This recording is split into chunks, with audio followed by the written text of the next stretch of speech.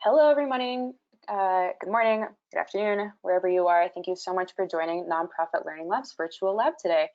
You are currently participating in Partnership Models for Lasting Change. Questions are encouraged throughout the webinar. You can type them into the question box as they arrive in your control panel on the right-hand side of your screen, and we will read them whenever we pause for questions. If you wouldn't mind pausing right now and locating that question box and just type in the weather of where you're sitting today. I'm just doing this so I know you can hear me and also so that you know where the question box is. All right, a little bit about your presenter.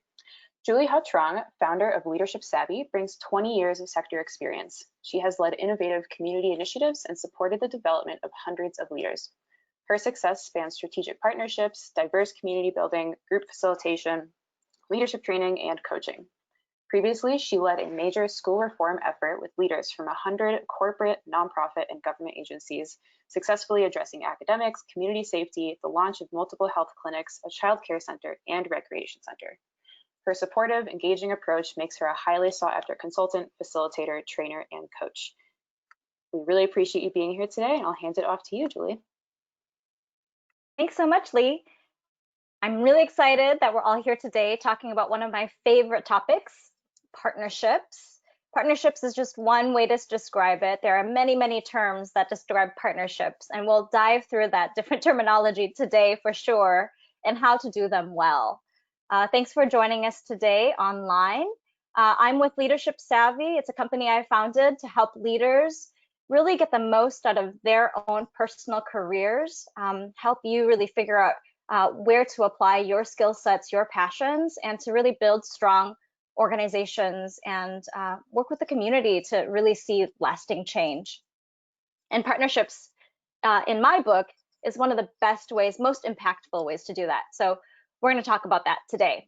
I'm going to turn off my webcam so that we make sure that the visual on the PowerPoint stays nice and clear throughout the session. So I'm going to do that right now. Stop sharing my webcam, but at least you guys have seen my beautiful face for a couple of minutes. I wish I could see yours as well, but we'll just stick to the PowerPoint for now. So today we'll cover why really engage in partnerships. It can be really time consuming, and honestly, there's a lot of personalities involved and a lot of negotiation. So many folks have had bad experiences with partnerships, and so hopefully that trauma still keeps you a little bit of an open mind, and that's probably why you're here today on how do you build a more successful partnership. We'll talk about those different partnership models that I mentioned earlier, the process for how to really build and maintain solid partnerships, and that requires really thinking about the purpose of your partnership, the people that are involved, and the process and systems that you will use to continue to manage, sustain, and lead your organization or your partnership. So I'd love to start just by getting a sense of where you are at in terms of your relationship with partnerships. Do you think that partnerships are necessary, super critical to be really effective?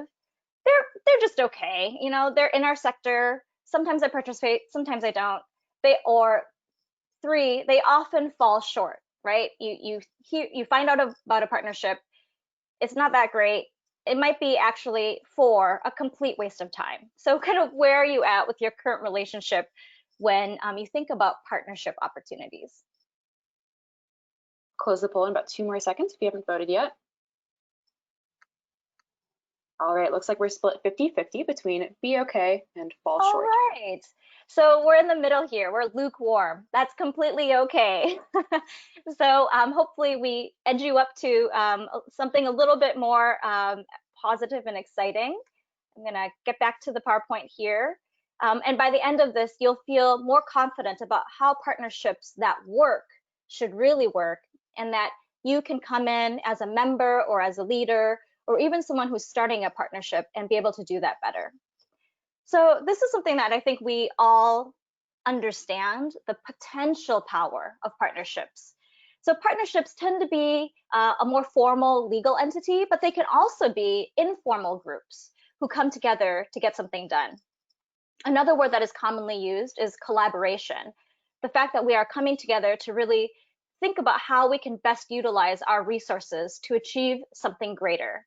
And really, to synthesize it, why we engage in partnerships is let's come together and achieve something greater than we cannot achieve alone. So I'd like you to just think about this from your own experience. In what ways have partnerships been helpful? And as you think about it, because we're a smaller, more intimate group today, I invite you to use that question box that Lee shared with us earlier, and actually just answer some of these questions. How have you found it to be helpful?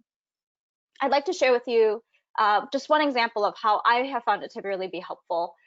Earlier in my career, I joined a group that worked exclusively on creating networks. And that I am so grateful for that early experience because it taught me the magic of what happens when people come together. And really, when you are part of a network, there's really no huge agenda. You're coming in a genuine sense of you care about that topic, I care about that topic. Let's see if we can share. If we can share resources, share knowledge. If we're having just a tough day, maybe there's a client that we've been trying to work with, maybe our organizations are stumbling a little bit. Now we have a group of peers that we can come together and actually share those experiences and help each other out. So that is one way that partnerships have been really helpful for me when I was developing my career. But quickly, after I realized that that was so helpful to me, I became a network leader and led all sorts of different networks in the healthcare space, bringing together diverse faith communities, working with ethnic and immigrant refugee communities. And then one of the bigger projects I worked on was in the public school education space and really helping, strangely enough, it actually transformed into a public safety and health issue as well. That if our children were well fed, had wonderful enrichment activities, that they would actually come to school more ready and better supported. And so we were partnering with police departments, we were partnering with neighbors. It really blossomed into a bigger initiative. And I'm happy to share that it's been about 10 years. We reached our 10-year anniversary of the school-based initiative, and the students' grades have just soared. Behavior discipline issues have gone way down. And there's a whole community that is really working to elevate the school district and the neighborhoods around them. So hopefully you too have experienced some positive experiences from partnerships. So here's a page that to me encapsulates the magic of partnerships. There certainly is a multiplier effect when partnerships are done well. As I mentioned, that knowledge that you hold, there's this ripple effect when you join a network group, when you join a collaborative and you're sharing that resource. That dollar becomes so much better used and is able to make a bigger impact when it is allocated to just the right places. And to do that, you really have to align the vision and the goals of a group of people. It could be individuals, it could be an organization, or a set of organizations, or something larger like that school-based initiative where they're partnering with the community and the city and the police. But when there's this alignment of vision and goals, suddenly everybody has this shared purpose. And what I found, especially in my school district experiences, when times got tough, we were able to share the burden, share the volatility. So prior to the school district, I was part of a nonprofit where we were working on health issues.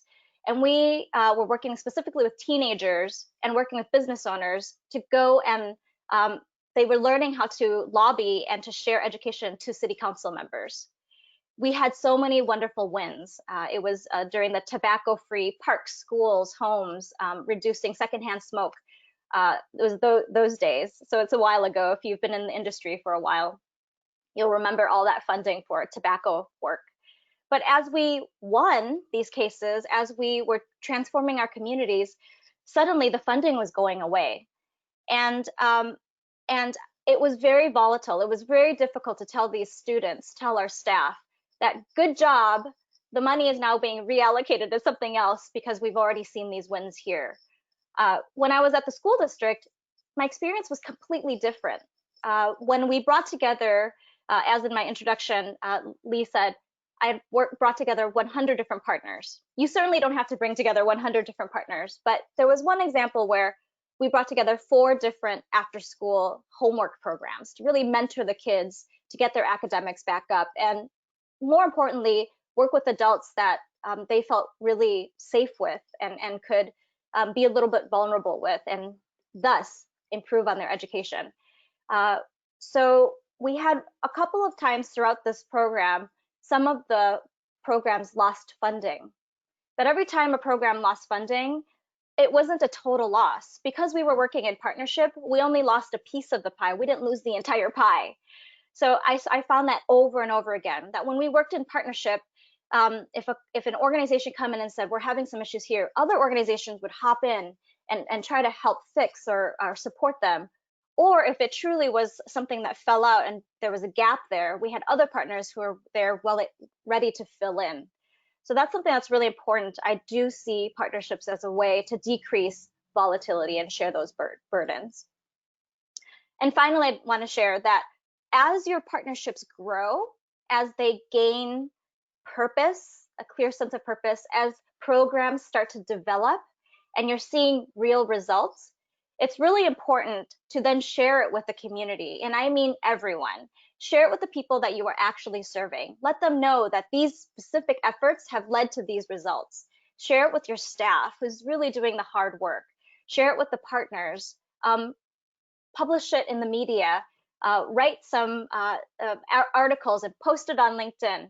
I remember receiving a few calls from funders saying, I saw you guys in the news, or I heard from my colleague in the space, you're doing some really amazing stuff here. Well, one of those calls was from United Way, and they said they were closing out their year's budget and realized that they actually had $75,000 left over from something that just didn't make it that year and it fell through. So they would like to allocate it to us. That was really a clear moment that I'll always have, that when you have something wonderful, there's this snowball effect and other people will actually ask, how can they help? And they want to be invited to the table as well. So all really positive experiences. Later I'll talk about some ways to manage some of the more difficult experiences too. But as I promised, we're going to talk about the spectrum of partnerships, the different types of partnerships. In our sector, we use this terminology interchangeably, which is not that great because it does cause some confusion. But I wanted to tell you that first and foremost, that we will define some of these terms and give some examples, but always keep in the back of your mind that there is quite a bit of confusion in this space. And so a lot of the terms are used differently, and there's a lot of flex. So some groups you may hear, they're using the word coalition when they're actually a collaborative, or they're doing coordinated efforts, but they call themselves a collaborative. But technically, if you were to look at the sector overall, you will see these trends kind of emerge of where there is a spectrum. And the spectrum here is based on the intensity and the complexity of that partnership. How much work has been done to get those partners on the same page, to develop a shared mission, to coordinate a very specific group of people in a very specific way. How many meetings do they have? Do they have committees? Is there an executive planning team? And then eventually, are they funded? Are there specific programs that they have jointly developed together? So as you can see, it increases in intensity and complexity. And thus, when you are putting together a group, you may want to think about, how intense are we looking to go? Are we looking to coordinate existing resources, or are we really trying to shatter the existing status quo and reconstruct how we use our resources and build something new in collaboration together? So collaboratives are usually newer initiatives at a larger scale, making a larger impact. So here you can see partnerships tend to be in a more informal way at the beginning, and eventually can form into a new entity, a more formal entity. all the way to the other end of the spectrum where you see mergers and alliances or even new nonprofits being formed. In the types of work, as I mentioned, they might at the beginning just be coordinating existing resources. They might be move up the spectrum and become a more formal entity and might call themselves something like a coalition. And then finally, they might be really building something new with a specific geographic area or a larger policy issue that they're trying to tackle. And then they might call themselves a collaborative. So let's go into and look at a few examples. So on the coordinated side, one example that I've loved seeing is where nonprofits who originally were competitors, somebody raises their hand and say, let's stop competing, or at least let's come to the table and talk to each other. I do wish this would happen more often. And so with one group I worked with, it was different nonprofits, food pantries, and churches were all doing different types of food distribution for the community. And it became really confusing who you were supposed to send to, like clients to which food pantry on which day of the week. And so they came together and they said, rather than competing with each other and confusing our clients and organizations, let's all just choose the day of the week. And so it was really that easy. It started with, okay, you take Monday, you take Thursday, I'll take Friday, right?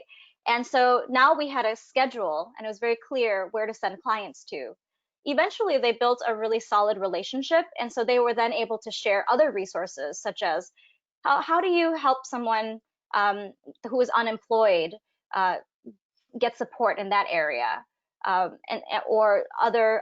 One of the more complex, when they started increasing complexity, they also created shared intake forms. So there was a centralized area in which they did intakes, and then the clients would then be recommended to the different food shelves, food pantries, or even other services like employment and mental health or drug abuse. So it's really fun to see that start small and then get more complex over time. I've seen a lot of different types of coalitions in the healthcare space addressing health disparities. These coalitions usually come together around a topic. So earlier I had said tobacco use, right? Or there's a group that I worked with that was really looking at addressing chemical health. So we still have a major problem in our sector where recidivism is very high for people who go through chemical addiction programs. And so one group came together to form a coalition on how do we make, so what they learned is people go through these programs successfully, but when they re-enter into society, the peers around them are not equipped to support them to stay drug-free. So we created a coalition that helps with what happens after you come out of rehab. So it's a really interesting group that developed a planning committee, and they researched what other communities were doing to help support people who are trying to stay off of drugs. And so they didn't create new programming per se, but they really did the research to learn about what other groups were doing. And the unique thing about this group is they tailored to each of their communities. So if they had a lot of Southeast Asians, they then had specific curriculum, a toolkit that was created for them. Or if there are a lot of Latinos in that community, they would make sure that there was language and culturally appropriate materials for them. And then finally, the example that I have alluded to already is the youth outcomes. The school district that I worked with, the police department that we worked with, we came together and created a number of collaboratives. There was one massive collaborative called Full Service Community Schools. And under that umbrella, we created smaller collaboratives. So one was on health, another was on academic, and another one was about social emotional wellness. And then outside of that collaborative, there just was so much momentum built that in the community, there were more collaboratives built. It was really exciting to see all of these things start to pop up. But the police department created their own police community partnership. The city created a youth collaborative. So it was really wonderful to see that snowball effect happen. I'm not going to go over all of the different partnership models on this chart, but I wanted to give you a quick snapshot. Feel free to copy and paste the screen on your computer. But when I said that there are lots of different terms to describe partnerships in our sector, I wasn't kidding. I think this page here probably has 20 different types of terms, but you'll see in a rough kind of low, medium, high spectrum, again, depending on your group and how you are using the terms, they may be more interchangeable and might not follow the spectrum rating exactly. But as you can see on the left, on the lower end, you see a lot of cooperation and coordination of networks.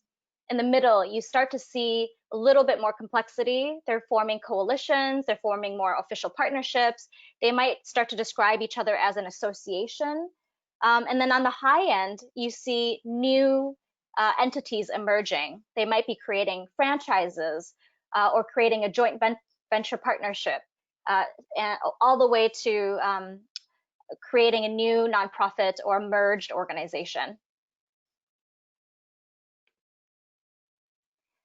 So let's take a moment now to talk about process and what it takes, really 3 easy steps. I say they're easy because I think if we hold them in our hearts and minds always, we'll always be checking ourselves to ensure that we are doing these 3 things to the best of our abilities. And they are people, ensuring that the right people are engaged in the right roles for our partnership. 2, purpose, really honing in on the group's vision. Why are we doing this? What is the ultimate goal? What is the change that we will see? I like to talk as if it's going to happen. What is the change we will see if our partnership is successful? What does that change the world? Why I ask it in that way is I'm not asking for the set of programs that you are going to deliver. I'm actually having you think longer term. What's that 10-year vision? And then we'll get to the specific activities and programs that as a group your partnership might work on. And so number 3 then is how you will implement your partnership, the processes that you will develop, those meetings, the programs, the actions, the activities, and you have the systems to make sure they are effective. Communication is a huge part of ensuring that everyone is bought into the process and feels really connected.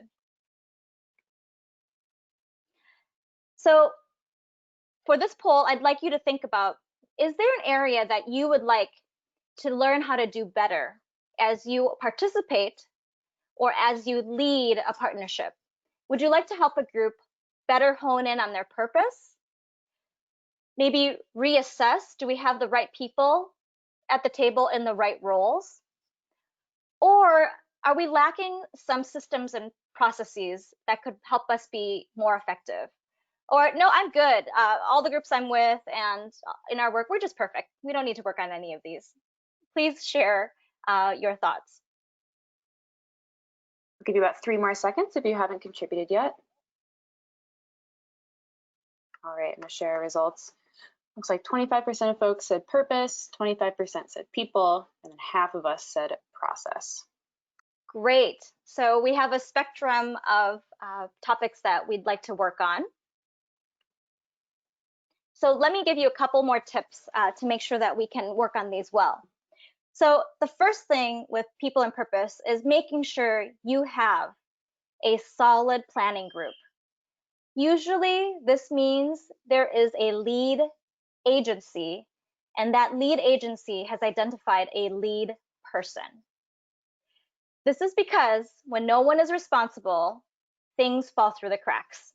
So yes, even though this is a partnership effort, it's still really helpful to have somebody who always has their eye on the ball and all of the spinning plates.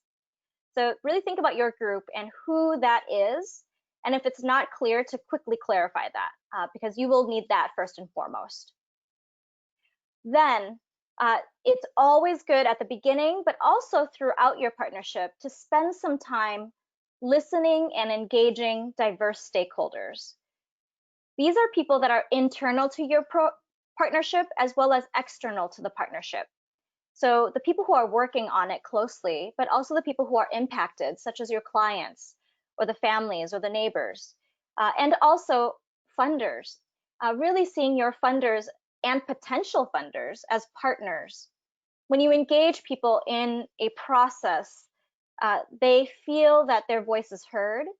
And then when you come back to them and you say, okay, based on your feedback, this is what we are going to do, they're much more ready to support your efforts. So a couple of tools that really help with this is to do a landscape mapping project. This simply is a fancy term for doing the research on your topic. Who's already in the space working on this type of work? Who else do we need to talk to? They might be competitors, they might be potential partners, they might be academics who have done research on this work. Or maybe you have community members that are leaders or are active and have a good pulse on what clients may need. And then a readiness assessment can go with the mapping landscape, but it's also really important because sometimes when you get a group of people, there's this momentum and you're planning, oh, it'd be wonderful. Yes, let's make it purple. Let's make it, this big. And then you launch it and it's crickets. So a readiness assessment ensures that the community is ready for what the partnership is developing. That purple large project that you developed, just because it was crickets doesn't mean that it wasn't necessary. Your landscape mapping could have revealed that this is absolutely what the community needs. But what we forgot to assess is, are they ready for this? And so by doing a landscape map along with a readiness assessment can ensure that you're meeting your clients where they are at.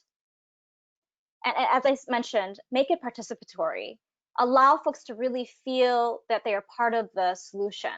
And do this, most partnerships start with many, many, many one-on-one meetings. And then eventually you have group meetings. But as you are maintaining the partnership, like with any group management, you'll want to continue to have one-on-ones to really check in on people to make sure that they are still on board.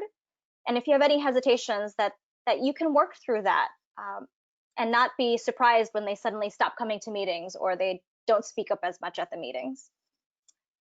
And then finally, with all of that data, with all that trust built, you can really come together and facilitate a process to co-develop the mission, the vision, the goals.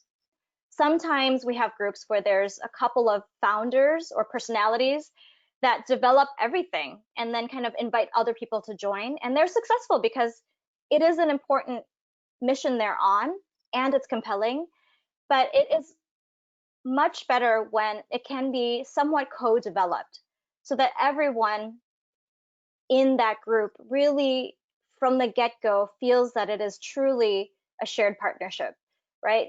To be modeling what good partnership looks like. I would encourage you to start from the top.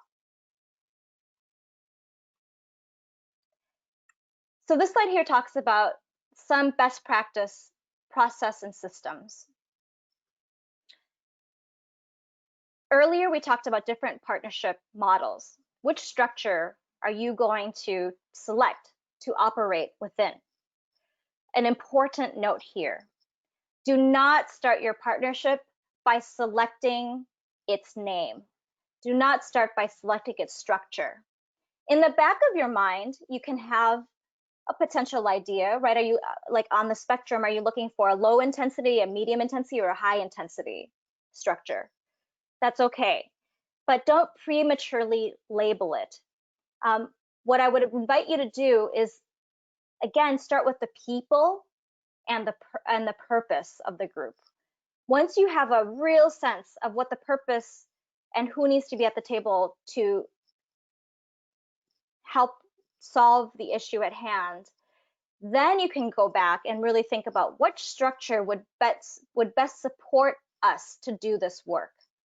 You may find that you have a number of structures that could work.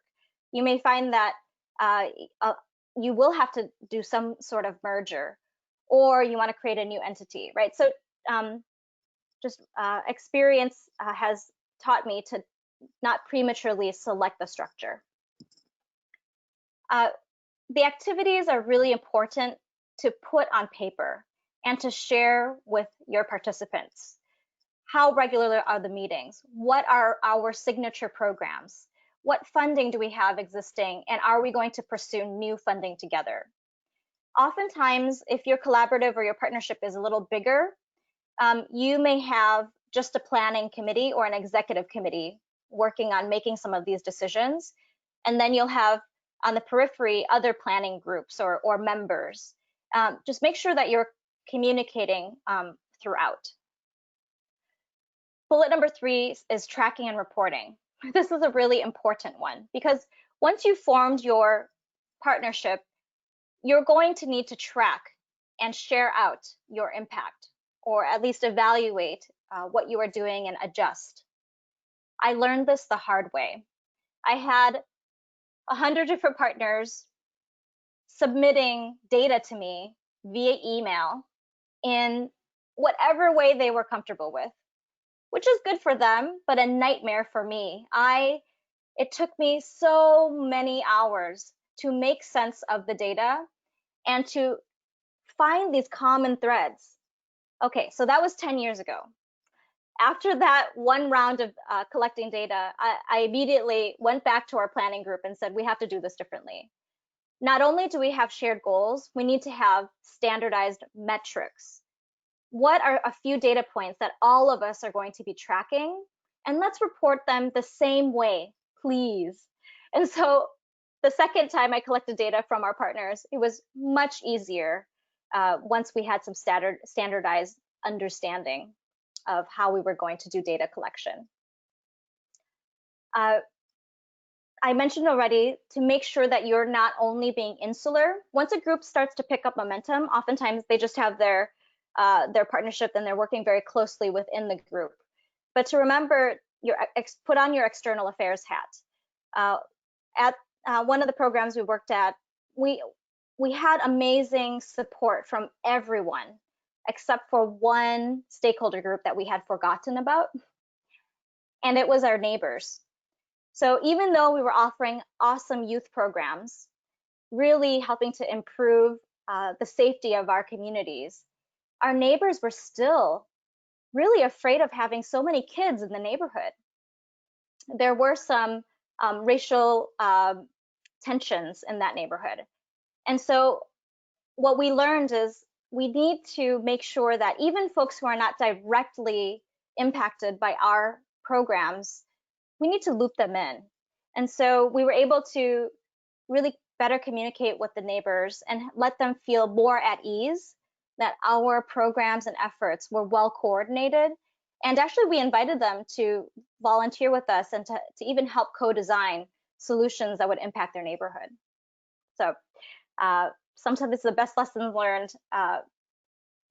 You will find impact that you never imagined. So the one that I'm thinking about right now is we ended up creating some intergenerational programming because a lot of the neighbors were elderly, and that's why they were unsure about the new youth that had come into their neighborhood. And then I shared a few lessons already, but one is funding. Groups I found that start with people and purpose do better than groups that start with funding. And what I mean by starting with funding is sometimes I've seen a large foundation or government grant become available.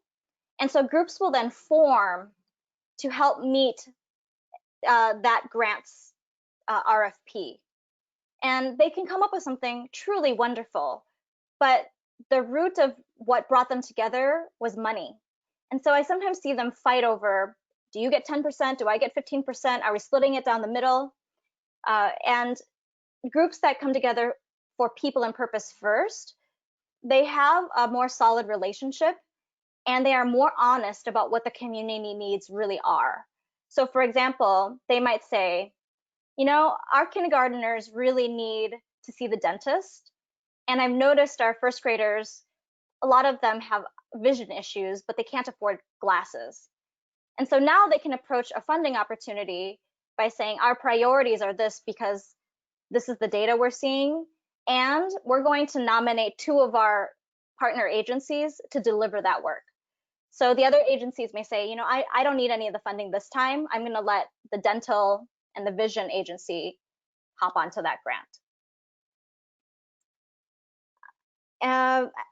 The other lessons are early in the planning process, it's ideal if you can have decision makers at the table. Once your partnership is up and running, you may have different committees that are more program related. So then you don't necessarily have to have the top decision makers at the table, but it's still good if you can have an executive committee with the top decision makers are meeting maybe on a quarterly basis to just make sure that the overall strategy is still sound. And more importantly, to make sure that they still buy into the initiative. Because in reality, we all have limits on our time, our resources, our staff. And so if this partnership is not top of mind for the decision makers, you might not get the support or buy-in long term. So what I've learned is in the planning process, and even as your partnership is up and running, always encourage participants to bring updates back to their agency so that the whole agency can celebrate those wins and you'll continue to get the support throughout. Finally, a note on data sharing and kind of legal issues.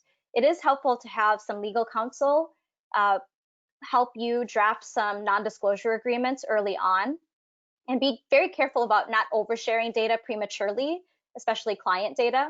But it is good to have a NDA, non-disclosure agreement, before you dive deep into the partnership conversations. Don't start with that. Again, start with people and purpose.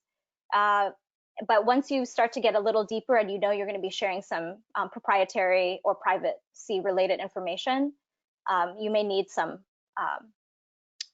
agreements.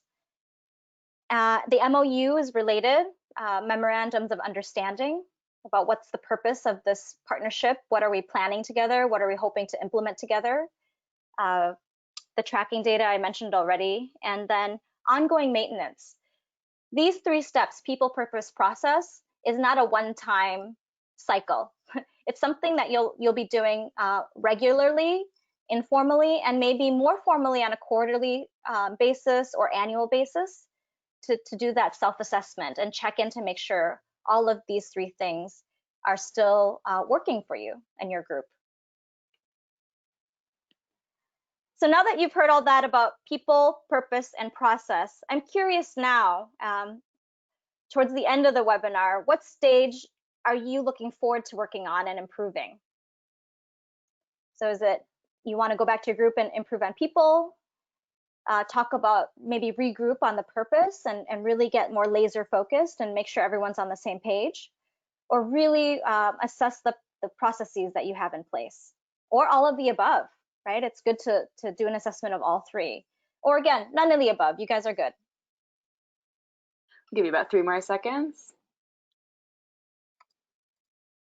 All right, it looks like 25% of folks said purpose, 25% said process, and half of you said all of the above. Great.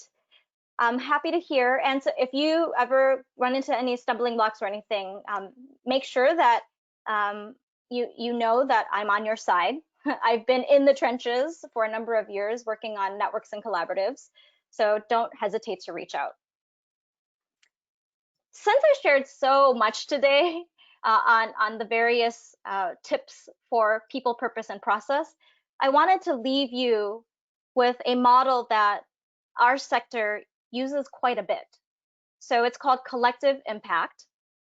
And I like to think of these 5 conditions as if you can do these 5 things well, you're pretty much guaranteed of having a strong partnership, a strong collective, a strong collaboration. And so these 5 things are also ways for you to do a self-assessment of your group. Do you have these? How can you do them better? So number 1, it's that purpose statement. Do we have a common agenda? Number 2, shared measurement. Earlier, I told you about that nightmare of trying to synthesize various data. Start with shared measurement. What kind of data are you going to collect? And then 3, mutually reinforcing activities. these are those regular meetings or programs that your group has agreed to have, and very clear understanding of who is responsible for what. But it should be mutually reinforcing. It should not, the expectations should not have to be equal. That's another really important point, is sometimes partnerships come in thinking everyone has to contribute equally, but that is not the case that I've experienced.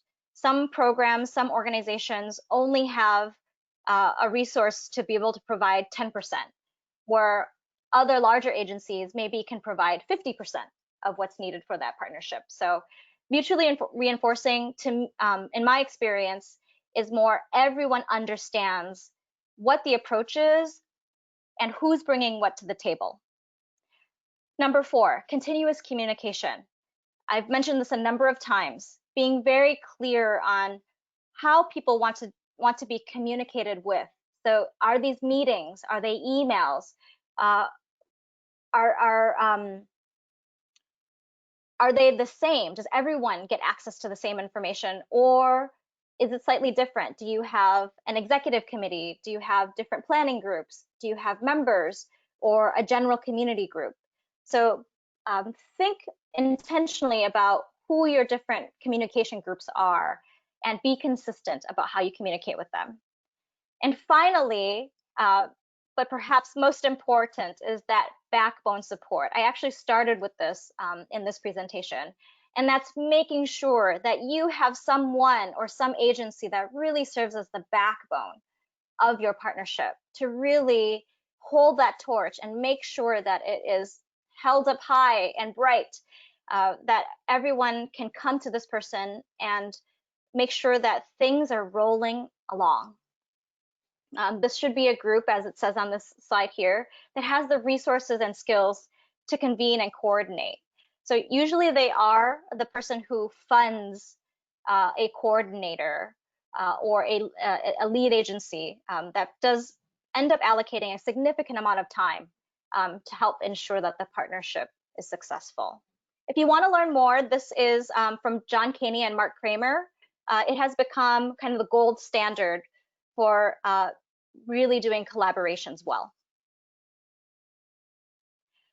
So I'd love to hear from you. You can always email me or type in the question box here what steps you are looking to take in the partnership space. I hope that the seminar has not scared you off, but actually reinvigorated your interest in partnerships and given you some really specific concrete steps for doing partnerships well. So I'd love to hear what steps you are excited to take in the partnership space. And for staying the entire seminar, thank you so much. I would like to really support you in your efforts. So I'm happy to give away a few free consulting sessions. You can just go to my website and fill out the contact me box. Tell me a little bit about your partnership. I love learning about what folks are hoping to accomplish in partnership, and would be able to give you a free consulting session to see what could be done better and to support your work. I also have a workbook that I'm happy to share with you. Just email me and ask me for the free workbook. It covers a lot of what I've shared today, but has a little bit more about how to work with funders. So that might be of interest to you. And then to wrap up, I'd love to ask you one last question. It's a little bit of a sarcastic question, but no, seriously, I'll take the serious route. Has this training made you more interested in partnerships? Do you feel more knowledgeable about partnerships? Are you more confused, or has it made you run the other way? I am less interested. I'll give you just a couple more seconds to contribute. And I'll share those results. Looks like those top 2 options are most people's picks: more knowledgeable about partnerships and more interested. Oh, wonderful. Yay. We're all in the partnership camp now. So I'll call us a family. We're in the partnerships family. So let's stay connected. If you want to come join me online again, I am hosting another seminar in 2 days with Nonprofit Learning Lab, 3 days actually, on helping you really think about your leadership skills and advancing your career and job search tips. If you are still interested in learning more about partnership and mergers, I'll be walking through some specific case studies that are really relevant for today, and sharing with you some funding sources. There are foundations and government grants that are really motivated to help you launch a successful partnership. So there's funding there, and I'll be sharing that at the September 21st virtual lab. So finally, we're at the end of the seminar, but if you have any questions for me, please don't hesitate to type it into the question box or email me by going to my website at leadershipsavvy.org. Thank you for coming today. Awesome, thank you, Julie. I think we have time for a few questions. So first off, going back several slides when you were talking about data, someone asked, how do you collect data from your partners or donors? Great. So a lot of folks will ask me what systems to use to collect data. And what I have learned is people have a hard time utilizing new technology. And so technology actually has not been the answer for me. I still allow them to submit the data in whatever way they feel comfortable. Most of them submit it to me via Excel. But what's most important is, what are you benchmarking? What are the metrics? So the school district example, I wanted to understand, how often are students showing up to your programs? How many hours are they spending? And what is the one change that your program is measuring? The change that I wanted all programs to measure was behavior, attendance, and if there's an academic outcome. But not all programs were academic related. Some were health related, some were sports. And so they were able to submit one of their own outcomes as well. And so as long as we were measuring the same things, I could then use their numbers and put it into my own calculations. Awesome, thank you, Julie. I'll give you this next question. How can I convince my director that it'll be worthwhile for us to reach out to potential partners that we have previously labeled as competitors? Ooh, such a good question. The approach is to broaden. So the effort is to reach out to a multitude of people. So in the group that I worked with, if let's say we had 10 potential partners, there were 2 or 3 that everyone told me, avoid them. They're impossible to work with. They have egos. We've run into trouble with them before. And so what we did is we still invited them to the table. They were not good partners. Everyone was right. But we kept them in the loop, because it's kind of like you want to keep your enemies closer, right? So we did that. And after the first year, they actually came around, and I could start seeing them warm up, because they did not want to feel left out. So to more directly answer your question, I wouldn't say, how do we reach out to them? But it's more like, hey, let's include them, because they still play an important role in this work. But yeah, I agree with you. They seem really impossible to work with, but let's just keep them in the loop, and we will model what good partnership looks like, even if they don't. And over time, so one of the partners that everyone said, oh, they are impossible to work with, ended up becoming one of my top supporters, and we ended up opening a whole childcare clinic addressing teen moms with children, helping them getting through high school. And so they became one of our most critical programs. But had we not kept them in the loop from the beginning and shut them out, that opportunity would have never arose. Great, thank you, Julie. We have time for one last question here. This one is, a lot of our potential partners are exclusively interested in revenue sharing at this time. How can we turn this down but still offer something enticing for them? I love that. you're speaking directly to that funding funding slide that I had. It's most groups. It it's really hard to carve out time to do partnerships. So when money is on the table or potential money, suddenly people find motivation. So I understand why this question exists. So what has helped us is ensuring that you have a well facilitated meeting or set of meetings. And it's okay if you frame it so that we can access funds. That's okay. If that's the motivation, if money is the motivation, that's okay. We'll make it work for us. But remember, in the back of your head, it's about people and purpose first. So coordinate those sessions where you really take the time to jointly define what is our purpose, to jointly agree on who should be at the table and in what way. This actually gives you the narrative that you'll need to pitch to funders. So just because you started off with funding first, that's okay. Just work from it kind of in a backwards way and get them back to people and purpose. Awesome. Thanks so much, Julie. Unfortunately, that's all the time we have for questions. We're going to bring this workshop to a close. Everyone will be receiving the slides and a recording for this workshop via an email later today. Thank you so much for participating in our virtual lab. And again, thank you to Julie for educating our community today. Thank you so much.